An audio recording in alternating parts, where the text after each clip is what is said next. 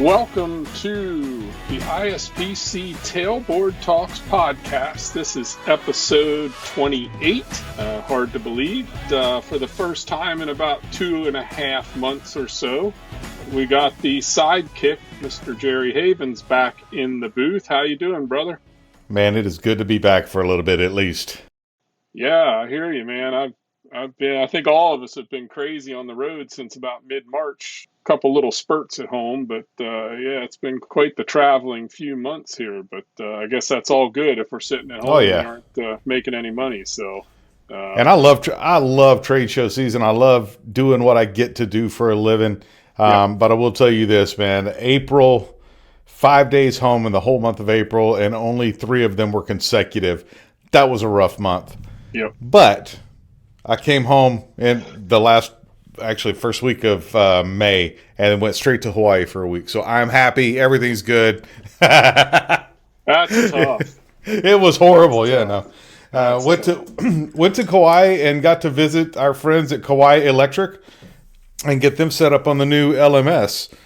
They've been using our program for years and years and years, and we got them set up on the new LMS. And what a great group of people. I mean, Kauai Island Electric, if you're listening, thank you for having us out there for a few hours, and it was just awesome hanging out with those guys. And then plus, we got to hang out on the island of Kauai for a week. So Good deal. Yeah, that's tough. I got to hang out in Texas, so it's like Hawaii, but not. yeah, right. For those of you that have heard the last half a dozen podcasts or so, we kind of went through a grounding and bonding EPZ series of episodes. So now we're going to kind of jump back into our more regular podcast format that if you've listened to us for a while, you've kind of known, where we have our little tailboard talk session. And then obviously we have a guest today, and we'll get to a very special guest today. We'll get to that here in a minute. But you didn't need me anyway. You had Jim Vaughn for what, 5 episodes or so, 6 episodes? To be honest, I didn't get to talk much either, so it would have really been a struggle if there was 2 of us on here. So, yeah, I love. I'll tell you what, though, I could listen to Jim Vaughn talk about his stuff all the time. Hey, I learned just as much as the podcast listeners. Every time I listen to him, I learn something different, or a little tidbit, or explain something a little different. That wasn't a dig at Jim. That's just when you get Jim going, facts. Especially on grounding and bonding, man. It's forget it, So, but yeah, it was all good. I hope people got a lot out of that. There was a lot of good information we shared that normally you got to pay several $1,000s to get. So absolutely. You got to tune in and hear all that for free. So hopefully maybe you got some of your questions answered, and if you Jim didn't, and I have gotten pretty well aligned. If you didn't get your questions answered, you can always email us. Yep. Mark at ispconline.com, Jim at ispconline.com. Yeah, and you can also, our podcast has an email as well. You can do podcast at ispconline.com as well. So that'd probably be the better place than just you or Jim randomly. Yeah, there's a couple other people that monitor that one other than just me. So, okay. So today we're going to shift gears just a little. And so today we're kind of talking or navigating the new regulatory landscape. We're going to try to understand what that means for us in the line industry, right? What's changing? What do we got to be aware of? What do we got to prepare for? How are things going to look different down the road? Maybe they won't look different, but I think everybody probably has some questions in the back of their mind about, all right, we want to understand how that affects us, right? How it affects us in our job and our career and so on. So again, we got a very special guest today. We'll get to him in a moment. Jerry, you want to give our old sponsor a shout out here and let everybody know who's doing that today? Do I? Someplace near and dear to my heart. Today's podcast episode brought to you by T&D PowerSkills. Don't say that. Yes, T&D PowerSkills. Guys, today's safety and training managers need flexible and effective solutions, and that's where we come in. T&D PowerSkills, 78-unit curriculum designed for adult learners. You can customize your training, scale your delivery, and control your costs. I know that's a big bottom line right now. Whether you're training just a few crews or running a full apprenticeship program, visit tdpowerskills.com and learn more. That's tdpowerskills.com, or shoot me an email, jerry@tdpowerskills.com. I'll hook you up with a demo and tell you all the info about it. Normally we wait till a little bit later in the podcast to do this, but we're going to introduce our guest. I think he can bring some value to the Tailboard Talk as well. So our guest today is Mr. Mike Starner, who is NECA's Executive Director of Outside Line Safety. NECA is the National Electrical Contractors Association. And so welcome, Mike. It's glad to have you back. I think this is your second time back, right? Well, that's true. Yeah, I'm glad to be here, Mark, Jerry. You're a regular. I'm one of the guys. Yeah, absolutely. Happy to be here. Happy to be here. And what a great timely topic. What's going on in the regulatory environment? I know everybody's got questions. Something our members ask us on a routine basis. What's coming down the pike? Yeah. And so, good call. No, that's good. And we saw this coming right earlier in the year, and talking internally here, we were like, hey, we got to get Mike back on here because as far as in our little world, the training and safety world, I mean, there's nobody better to talk to than you guys at NECA, and you guys have You specifically. Yeah. What's that? Yeah, absolutely. And so, today, this whole podcast is really just about raising awareness, right? Anything from regulation changes, legislation coming down the pike, stuff that may affect our work practices, maybe safety requirements, all those type of things. So, obviously with the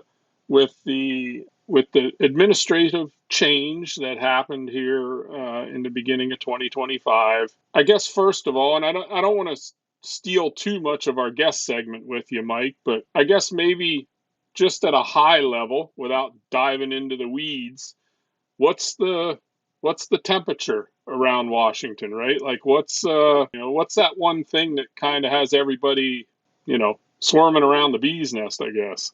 Well, every time the administration changes from Republican to Democrat or vice versa, we know there's going to be a change in philosophy. Yeah. The Republicans come in and tend to be, a little bit more around smaller government, maybe a little bit more favorable to the employer. And on the other side of the coin, when the Democrats are in House, they're very labor centric, so protecting the worker. Putting in, more safeguards, investing more money, increasing the size of government. So that's really sort of the dichotomy that we're dealing with, and we deal with that every time. But what's different this time is just how dramatic the reductions. We all have heard about, the USAID and the DOGE initiative to go out and look in all the government agencies and identify fraud, waste, and abuse. But beyond that, just where are the opportunities to shrink government? Mm-hmm. And I think that's what's different. I think this time we've seen, heck, NIOSH, National Institute of Occupational Safety and Health, their workforce, I think, somewhere around 80% in reduction. Wow. So you start to think about what that looks like. Some of the research that happens out there, the respirators get certified through NIOSH. NIOSH is supposed to inform OSHA rulemaking with research. And so what does that look like? There's a lot of ancillary activities that happen under the purview of NIOSH that just aren't happening anymore, whether it's grant money, different committee work, committee assignments, and of course, like at the end of the day, this research and things that they do to help support OSHA. So to me, that's the big one, right? The workforce reductions, the pause on funding, and just everybody wanting to see what's going to come next. Wasn't there talk about even OSHA being defunded a lot, or a lot of it? Yep. You had someone, I think, is Arizona, congressman from Arizona, introduced a bill to essentially, abolish OSHA. I don't think that's going to get any traction, but it does tell you, where at least that side of the house where their minds are at. Like, what authority does OSHA have to regulate the workplace? What authority and how broad is that authority to execute compliance issues, to go out and get involved in the workplace, well above and beyond some might say is just simple, basic occupational safety and health. What jurisdiction and authority has Congress given OSHA to do those things? So it'll be neat to see how it all shakes out. I don't know who has the answer for that, but I don't think we're going to see OSHA go away. But what we are seeing is the reduction through attrition. We had the early outs, if you want to call it that. Anybody in the federal government who wanted to retire early, they gave them a little package to do that. We've seen a lot of OSHA staff take them up on the offer. We've seen some key leadership changes, removals, or folks that remove themselves, early retirements or change of assignments. It's not going to be the same old for us for at least the next 4 years. Mike, I guess maybe just to finish up the Tailboard Talk segment here, with everything that we just kind of highlighted, maybe a little bit of a two-part question. How does all that affect NECA's ability to support the frontline workforce? And I guess, how do all these changes affect the frontline workforce? Because ultimately, at the end of the day, that's what we're all striving to do, right? Is make sure that our frontline workers, whether you're union, whether you're non-union, no matter, at the end of the day, all of us in kind of, ISPC, TD PowerSkills, NECA, we're all there for the same reason, right? Safety and training. And so, what's that do to that? Well, I don't think from an employer's perspective, and I'll pose this way. If you're a conscientious employer who is working hard to develop and maintain a hazard-free workplace, making sure your workers are trained, and you're providing them with the equipment that they need to protect themselves, and you have a safety management program, safety management system in place, I don't think you're going to have any problem. Mm-hmm. If you're an employer who is getting away with bare minimal compliance just so that trying to avoid a fine or something like that, and you're not doing all those things, you may think that, hey, now the weight's been lifted a little bit. We're not going to have as much enforcement. OSHA's not going to be breathing down my neck. And some of that might be true just because, the reduction in workforce and the resources OSHA has available. But OSHA's not going away. And that minimally compliant employer is going to have trouble whether OSHA was full strength or not. Yeah. Right? Because it's either going to manifest itself in citations, or it's going to manifest itself in injuries or deaths in the workplace. So all OSHA did was provide sort of an entry level, baseline, ground floor level, like we always talk about, minimal compliance issues that employees have a right to a healthy and safe work environment. But what we do as employers is we go above and beyond that. And so, NECA, we pride ourselves as being, an organization that takes contractors who want to drive the industry forward. They want to come together and be like-minded and figure out how to raise the standard. This is an opportunity for us. It's a chance to say, hey, look, we got this. Give us the wheel. We're still going to put programs in place. We're still going to identify trends. We're still going to go out there and develop partnerships and find solutions to problems. If anything, it's almost a call to action for employers, and it's our moment to shine. Yeah, and I think, probably the key takeaway here to kind of wrap up this little session, you're right, Mike. We talk about it all the time. We talk about it in the trainings we give. We talk about it at the conferences. We talk about it in everything. And that's the need to, one, look after yourself when it comes to safety and training. Two, look after your coworkers.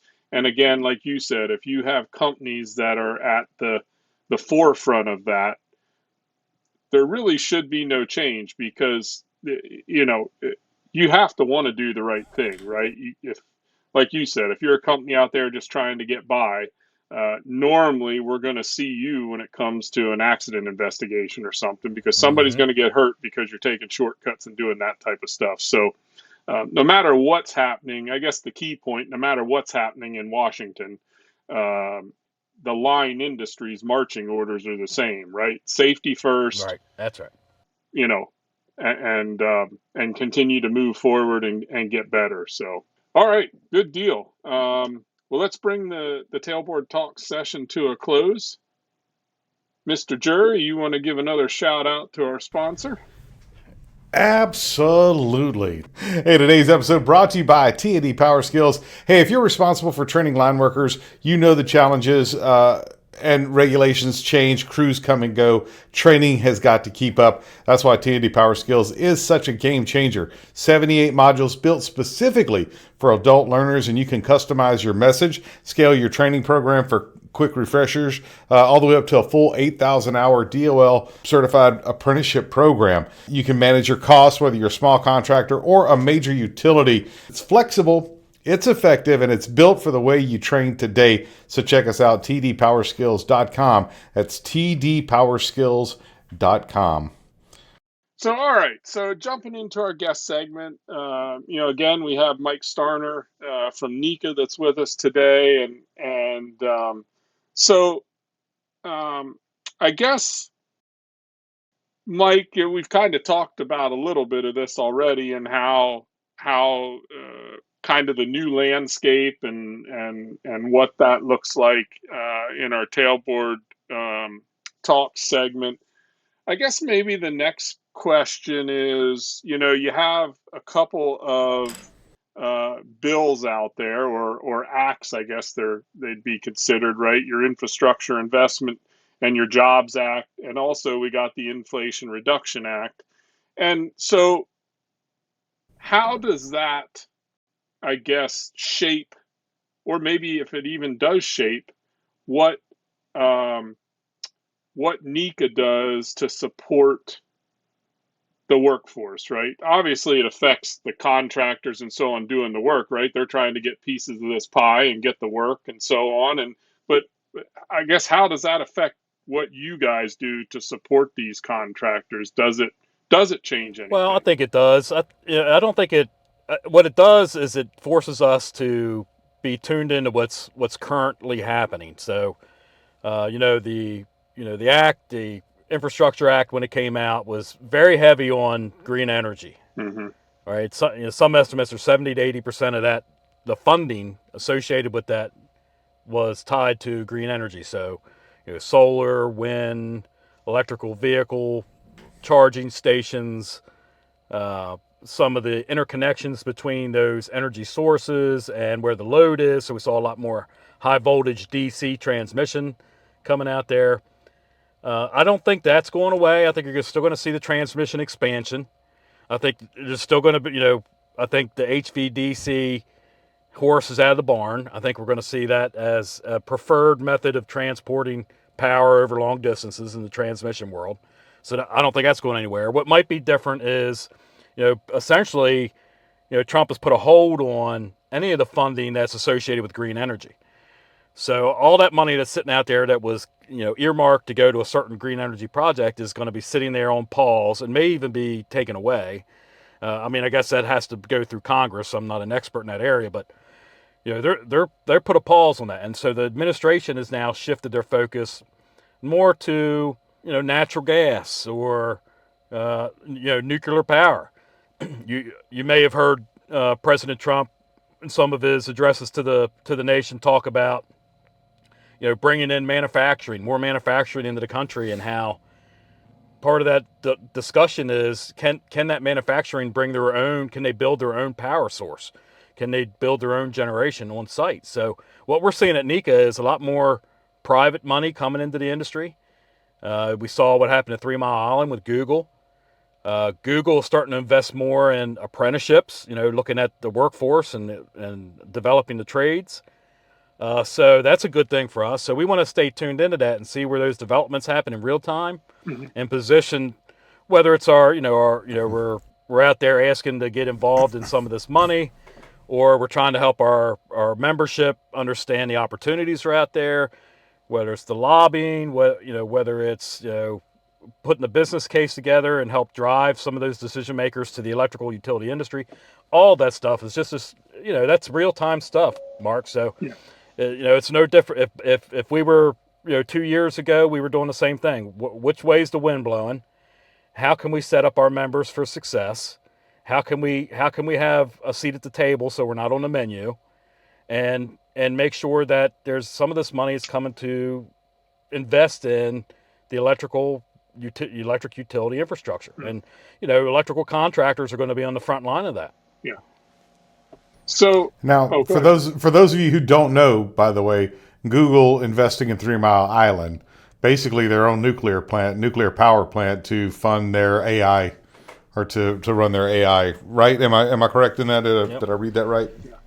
Yeah. I mean that's what we're going to see, right? We know the number one demand for load is going to be these data centers, and if we start to see manufacturing coming onshore again, that's going to be a heavy load requirement. And what are we doing to supply load to these places? Well, industry has said, listen, we're not going to wait for the utilities. We're not going to wait for, this arduous process that involves a bunch of middlemen. We're going to go in there and directly buy these power sources, or we're going to build the transmission line, or we're going to build the substation, and it's all going to be done with private money. That's something that's pretty new.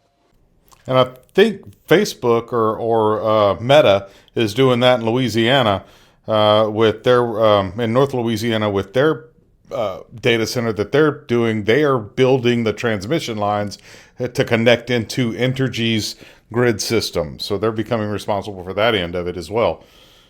Massive project that everybody in Louisiana is excited about, I think. Yeah. Yeah, and they just made an announcement just this week or last week. There, Amazon is 2 large data center facilities up in Pennsylvania, $20 billion worth of investment. So that brings up a good point here. So again, this is probably maybe a 2-prong question for any or all of us. So one, obviously, we have the concern of trained workers, right?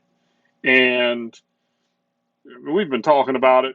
I think, Mike, we talked about it the last time you were on the podcast a year ago, right? And to my knowledge, nothing has changed. We're, 50, 60,000 workers short, trained workers short, right? To be able to, back then we were talking about all the green energy potentially coming onto the grid and so on. And we're like, well, how are we going to do this, right? We don't have trained people to do this work. And so, obviously, the answer for sure isn't untrained work. We got to figure out a way to get these folks in the proper channels and get them the training they need to be, and get them into the line work field. And so, let's start with that one, and then I'll tackle the second half of my question. But so, from NECA's standpoint, obviously you guys are concerned with the current workforce and making sure they're being trained and continuing education and all that kind of stuff. But what are you guys doing, if anything, as far as, how do we attract people to this industry, right? It's obviously a very well-paying industry, right? But it's also a very difficult industry, right? When things go haywire, when storms and all that kind of stuff and the power's out, now you're working long days, extended hours, long periods away from family, all of that. How do we get people to say, hey, I want to be a lineman? Yeah, I mean that's the trick, right? Is what's the pipeline look like? And you mentioned the current shortage, so we're starting off in the hole. Yeah. And our projections are telling us that over the next 10 years, we're probably going to see somewhere around the neighborhood of 200,000 electricians, whether it's line workers or inside wiremen. We're going to see that workforce shrink by another 200,000. Wow. Right. So to your point, what's the pipeline? Yeah. How are we reinforcing this? What are we doing that's innovative? Now, the good news is in our world, we don't see necessarily an apprentice problem. We have guys beating at the door to get involved. So that's not a big deal. Our problem is putting them to work. Our problem is getting them hot time, getting them developed so that they can go out there and add value on the crew. Mm-hmm. I think we had last year we had somewhere around 113,000 apprentices waiting for work, whether that's inside what we call inside wiremen or journeyman linemen. both sides of the industry, we've got apprentices. We're having trouble putting them to work. But that's not to say that we need to not think at all about where the pipeline is. So we do a lot. We have a program called VEAP where we reach out and try to connect with veterans and try to give them a pathway. We go and talk to them while they're still serving. We talk about opportunities that exist as line workers, and if they pass the requirements and they're successful getting into the program, they go to a line school. They spend some time at the line school, and then we get you out into an apprentice. And different apprenticeships offer different ways of direct access, but traditionally it's somewhere around second step, second or third step. You're coming into an apprenticeship ready to hit the ground running, and then you're just looking to get your hot time and develop a little bit more and get the hours that you need. But it's really about once we have these apprentices, what are we doing to develop those guys and gals that are out there trying to learn the trade? And what makes it tough for contractors is we have to bid our work in a way that we're as lean as possible, right? We don't want to have any waste. We don't want to have any fluff. We want to send out just the amount of equipment that we need, just the amount of people that we need. Yeah. And if I can send 2 journeyman linemen versus a journeyman lineman and 2 apprentices, it makes sense for me because I'm going to knock the job out faster because I got somebody who's proficient and competent. Yeah.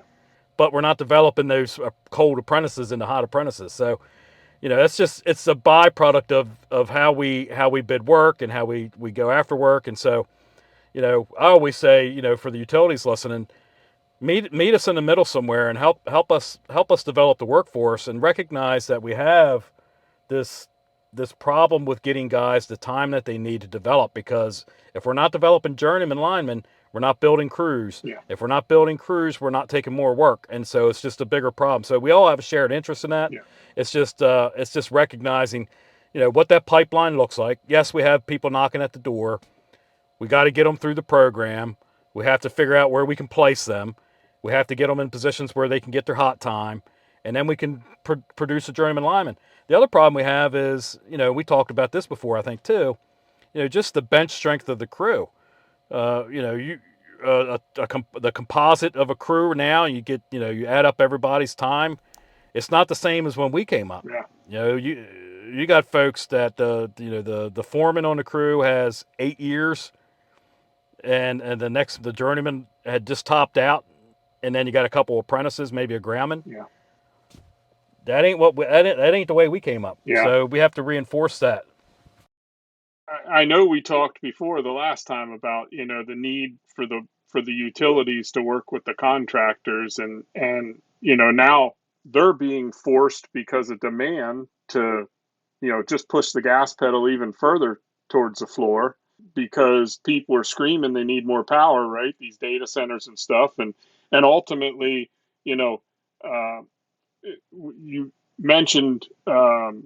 Or you and Jerry were talking about, now you have these big, mega corporations that are coming in and saying, well, if you can't do it, we'll just run our own power lines. Ultimately, there's got to be a connect into the grid. But so now you're even fast forwarding more, right?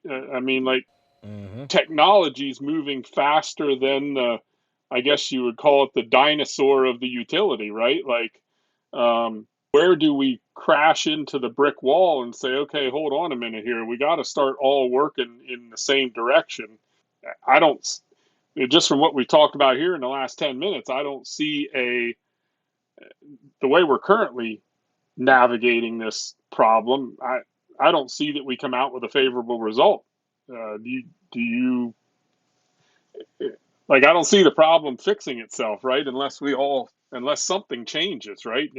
Does that have to be something regulatory? Does that have to be something, can it be worked out by, committee, that type of thing? I don't see how you navigate that successfully without some sort of intervention by something.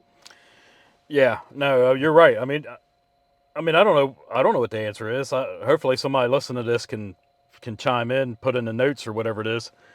But we've got this immovable object. Yeah. The data center, the load is coming.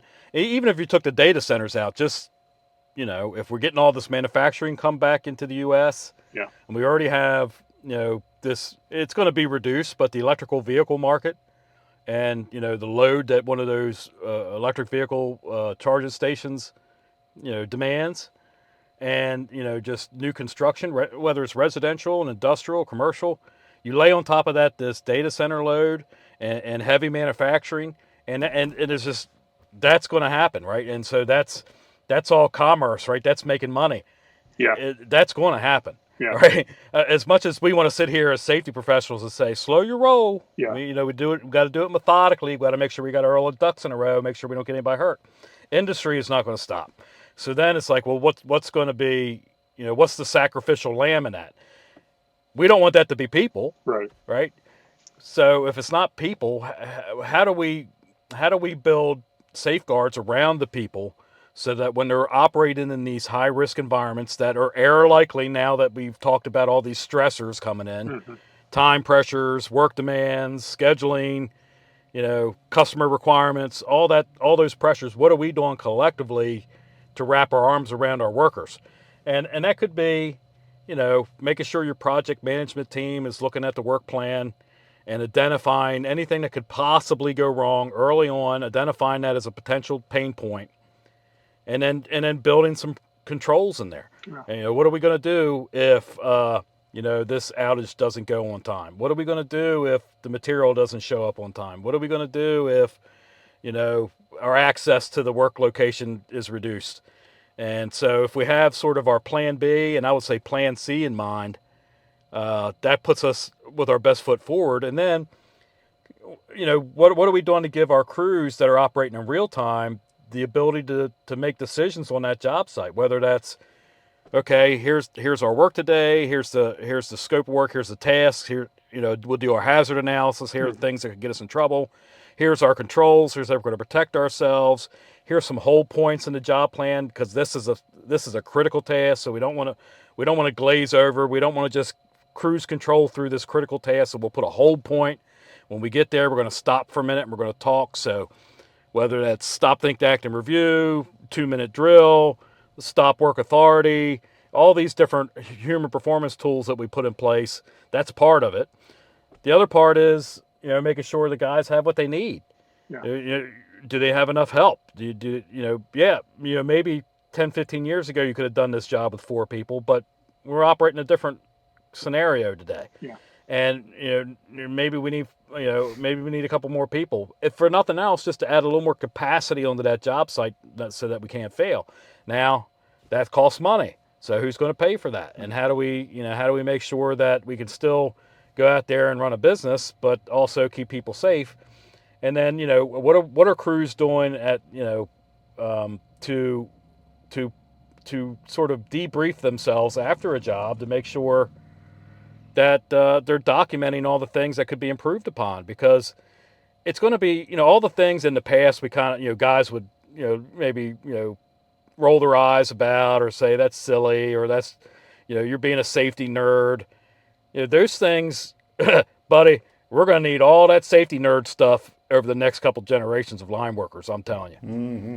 Kind of good segue into maybe the next talking point. So what are you hearing, if anything, Mike, as far as maybe changes to rules or regulations, anything in that aspect that you're hearing rumblings about that may, to deal with a lot of what we talked about, right?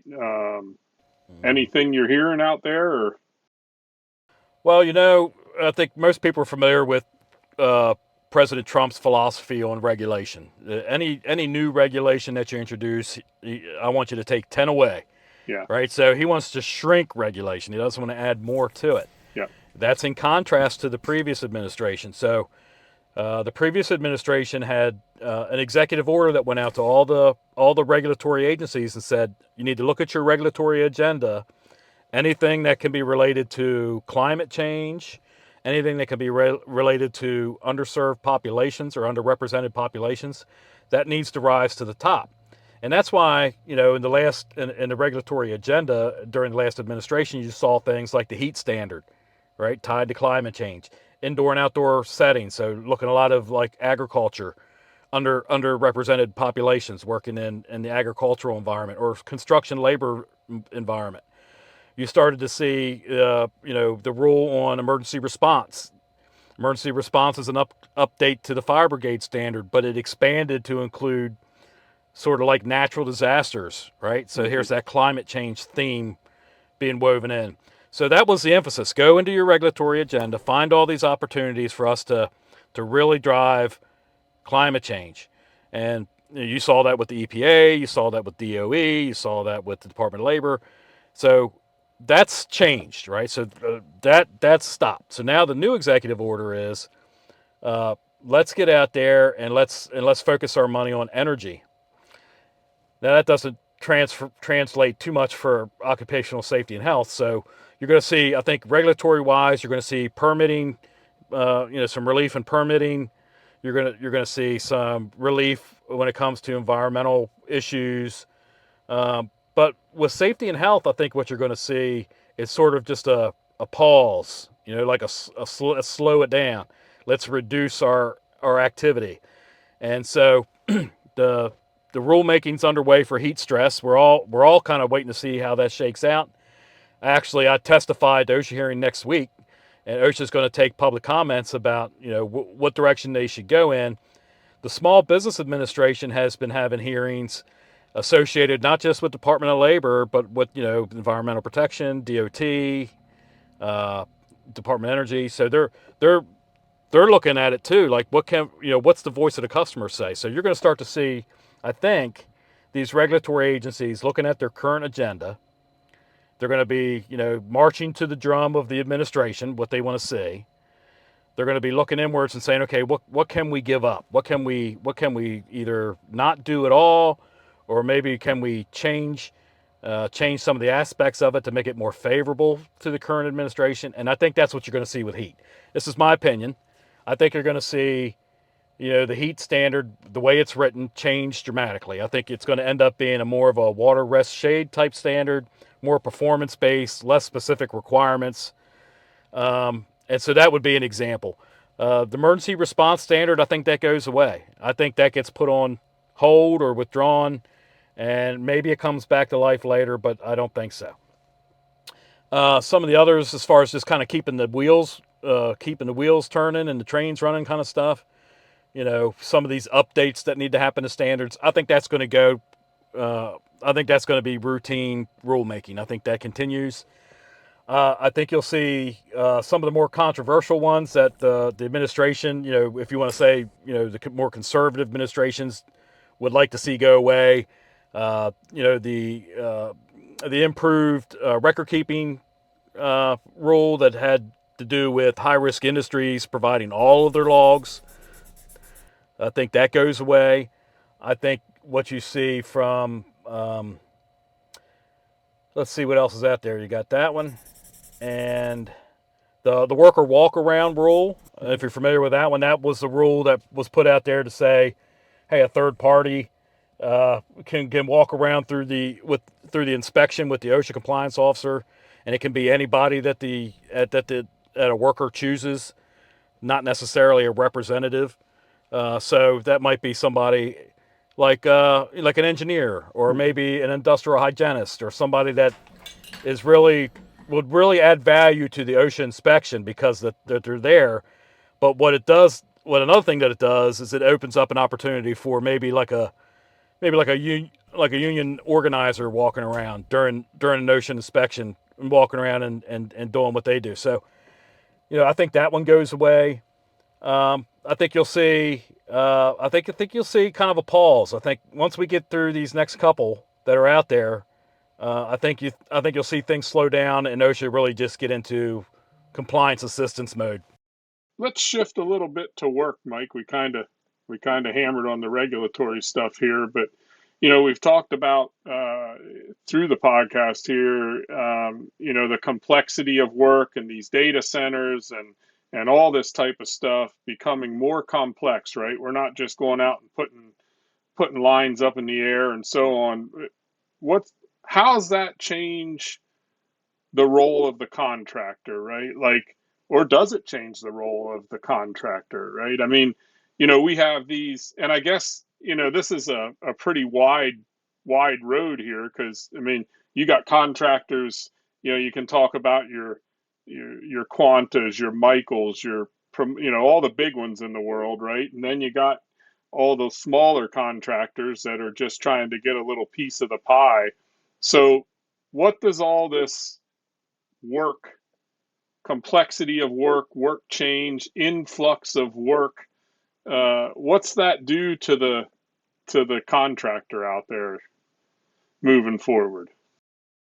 Well, I think overall it's a good thing, right? There's going to be a lot of work coming. I don't think the volume of work is going to slow down at all. Yeah. I think you're going to see just as much work. I think some of the projects are going to shift. So if your work is centered around building windmills or solar farms, Yeah. maybe that reduces a little bit. But if you've diversified yourself, and you mentioned the big companies, that's what the big companies are trying to do, is diversify not just the scopes of work, but the markets that they work in, and try to spread the love so that they're always successful somewhere. Yeah. The smaller contractor's not going to be as successful with that, right? So the smaller contractor that has like a niche, if they're doing traditional transmission work, they're good to go. Yeah. I mean, transmission work is green light go, all hands on deck. Yeah. If you're doing any kind of substation generation, facilities type work, I think you're in good you're in good shape there too. I think even distribution, overhead distribution, they're still going to be, we're looking at reliability. They're still going to be looking at resolving, clearance issues. They're still going to be looking at, maintaining the distribution system. But I think you'll see an uptick in undergrounding, so, that ties into reliability. That ties into removing the electrical hazard from the open air environment. That ties into expansion. So I think if you're in the underground business, I think you're in good shape. If you're a technical contract, a specialty type contractor that does things like cable splicing and termination, I think you're in good hands. Mm-hmm. But if you put a bunch of your money in these like electric vehicle charging stations, EVSEs, and now you're starting to see some of this money dry up, this grant money funding that, a lot of that was supposed to be installed along, highways. Mm-hmm. Like maybe at a rest stop, the government was going to put in these stations, or maybe, alliances with, local utilities or something like that to put them in certain places, or community centers, shopping centers, shopping areas, things like that.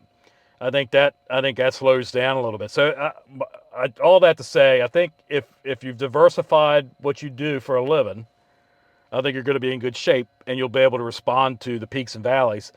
If you're all in on green energy, you may be thinking about, what else can I get myself into? Yeah. No, good. All good points. And makes perfect sense. So, all right. Well, last question I have, or topic to kind of touch on, and really it's just, kind of your opinion, Mike. With everything we've talked about today, work, regulatory, the whole ball of wax, uh, what what message would you give to, um, whether it's the field workers, the field crews, the contractors, um, kind of what's your message, or maybe your slash NECA's message, when it comes to, navigating what's coming down the pike, right? Like, what should what should those people be focusing on, right? We kind of talked a little bit about, when it came to safety, in the tailboard talk, but, what would you say to that worker or contractor that come up to you and said, "Hey, where's the train heading, and do I want to be on it, or do I want to be off it?" Right? Right. Well, first thing I'd say is hop on the train. We're full steam ahead. We're going to make some money, and we're going to have a good time doing it. My cautionary statement is, it's not business as usual. Yeah. It's error, throwing out phrases that we use all the time, but it's an error likely situation. We're going to be operating in a way that that we're at risk. Yeah. And it's all of it. It's the pressures from the customer, it's the internal pressures we have to bid work and meet deadlines. It's going to be the pressures on the crew to be able to get work done and do it safely and do it efficiently and build a quality product.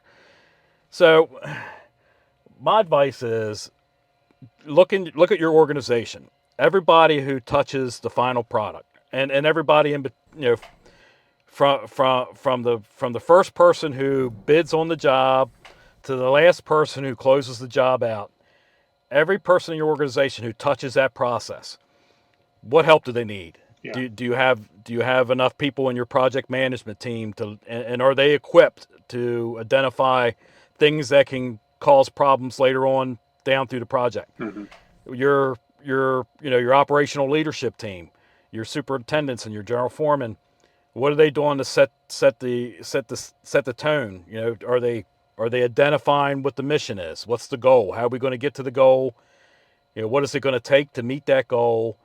And then building in a way to give this work, to set these expectations for these guys in a way that they can not just deliver on their best day, but they can deliver when they're having a bad day. And so, does it mean looking at my field leadership to crew ratio, right? Do I have 5 crews for every general foreman? Do I have 10 crews to every general foreman? Mm-hmm. How much distance does my general foreman have to travel to go see crews? Because honestly, guys, that field leadership, being present on a job site, is the biggest asset we have to make sure that a job goes well. Yeah. And so what are we doing there? What are we doing to make sure that the workers feel empowered, that they have a voice and that they're recognized as the expert of work and they can help solve problems for us? How much do we tap into those guys to find the solutions? We need a new piece of equipment. We need to change our PPE. We need to develop a new process.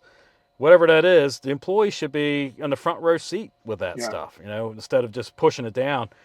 And then, what are your support organizations? Your fleet people, your safety and health organization, if you have occupational health people, all those people that help you get across the finish line, what do they need? Because if they're pressured and they're stressed, they're not going to perform well. So, the term that gets thrown out nowadays, the all of government approach, I turn it into all of industry approach. You can say all of your organization approach. Look at everything that touches your work and what are you doing to make sure that happens the way it should happen. 2 quick points I want to touch on here before we wrap this up. And so one, that whole thing, when you talk about leadership and kind of managing the frontline folks, everybody has to be on the same page there, right? A lot of people feel that kind of falls to the frontline supervisor or the field supervisor or the foreman on the job, whatever the case. And you make a good point that those folks need to be out there with their crews. They need to be visiting them. They need to be supporting them. They need to be available whenever to support those crews. And I know when I was a supervisor, senior leadership would say that out of one side of their mouth, and then out of the other side of their mouth, they're like, "Oh, give that duty to the field supervisor. The field supervisor can handle that." Oh yeah, and so you're getting so much work on one side, you don't have time to get in the field. Yet, if you don't get that work done, then you're looked upon negatively, right? And then on the other side, coming out the other side of the mouth was, hey, you got to get out there and spend more time with your crews. You need more observations. Everybody's got to realize that sometimes when you're putting stuff out there that you think is going to help the situation, right? Whether it's another safety observation or whatever the case may be, sometimes all you're doing is cluttering up the process even worse, right? Everybody's got to be working and talking together to make sure that happens. And then the last point is just you got to, as a worker, and I know this used to, get some of my guys and probably me a little too, is the self-internalized pressure that we put on ourselves, right? You have folks out there that are very focus driven, goal-oriented, goal-driven, and they put so much pressure on themselves because they think that's what their supervisor or their manager or their director is expecting of them, that it just creates a whole nother ball of problems that we didn't really discuss today, and we won't get into that today. That's probably another podcast for maybe stress and mental health or something to that nature. But it's another real problem out there, is the unspoken pressures we put on ourselves and our coworkers, right? By just expecting people to do things that sometimes are not the best approach, let's say, to the work. So yeah. All right. Well, believe it or not, we're kind of at our hour already. I know, Mike, you did a lot of the talking, so but any case, we like guests like that. Yeah, that makes it easy on me when I can just ask the question and Mike runs with it. That's always a good thing. Sometimes we got to pry it out of people. So, all right. Well, Jerry, why don't you give one last shout out to our sponsor? Yeah, today's episode has been brought to you by T&D PowerSkills, a 78-unit course curriculum that gives you total control of your line worker training. Customize the training content to match your specific needs and deliver it your way. Whether you're doing short refreshers or managing a full DOL certified 8,000-hour apprenticeship program, best of all, you can scale the program to fit your operation no matter the size. It's trusted by utilities, contractors, municipalities, associations nationwide. Visit tdpowerskills.com. See how you can take control of your training. Become a control freak. T&D PowerSkills program, tdpowerskills.com. The views and opinions shared in this podcast are the personal viewpoints of the participants and may not necessarily reflect the stance of the Institute for Safety and Powerline Construction or its staff. It is highly advised to consult your company management before implementing any actions or policy changes. Please support the sponsors bringing all this to you by visiting their website, checking out their sponsor messages, and for more episodes of ISPC Tailboard Talks, subscribe on your favorite podcatcher. Be sure to leave a review. We would love to hear from you. That also goes for questions, comments. If you have suggestions for episodes that you would like to see, shoot us an email, shoot us a text, get in touch with us. We are all over the net, all over the web, so you can get to us at some point. So please, we'd love to hear from you. Awesome. Thanks, Jerry. Mike, always a pleasure, man. Love talking with you. It's been a while since we've ran into each other, but glad you could take some time out of your busy schedule to spend with us today, and always good to hear your insights and what's going on from the contractor side of things. So thank you, man. Appreciate it. Well, I can't think of a better way to spend my afternoon talking with some good friends about the industry that I love. So absolutely. Thanks for having me. Okay. All right. Until next time, I'm Mark. I'm Jerry. Mike, thanks again. We'll see you on the next episode of ISPC Tailboard Talks. Thanks, everyone. Stay safe out there.